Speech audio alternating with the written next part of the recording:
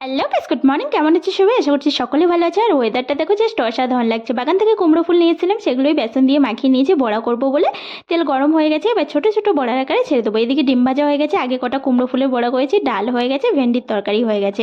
আর লাস্টে কুমড়ো ফুলের বড়াগুলোও প্রায় হয়ে এসছে, এবার তুলে নেব। আর এত পরিমাণে গরম পড়েছে কি বলবো, রান্না করতে গিয়ে আমার জীবনটা যেন বেরিয়ে যাচ্ছে। তারপর দাদার জন্য আমি টিফিনে ভাত তরকারি রেডি করে দিলাম, কারণ দাদা ওই বাড়িতে থাকে, নিয়ে চলে যাবে। আর এত গরম লেগেছে, তার জন্য একটু মাজা খেয়ে নিলাম, আমার জীবনটা যেন ফিরে এলো।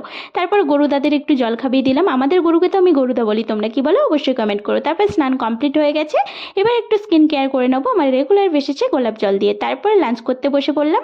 লাঞ্চে ছিল ডিমের ভাজা, আলু মাখা, কুমড়ো ফুলের বড়া, ভেন্ডির তরকারি, ডাল, একটা গন্ধের লেবু আর কাঁচা লঙ্কা। এরকম মেঘলা ওয়েদারে এরকম মেনু থাকলে জাস্ট জমে যাবে। আর বাড়িতে কেউ নেই, খেতেও ইচ্ছে করে না, তো কি করব, খেতে তো হবেই। আজকে মেনুটা তোমাদের কেমন লাগলো অবশ্যই কিন্তু কমেন্ট করে জানিও। আমার তো দারুণ লাগলো, তোমাদের যদি ভালো লেগে থাকে লাইক কমেন্ট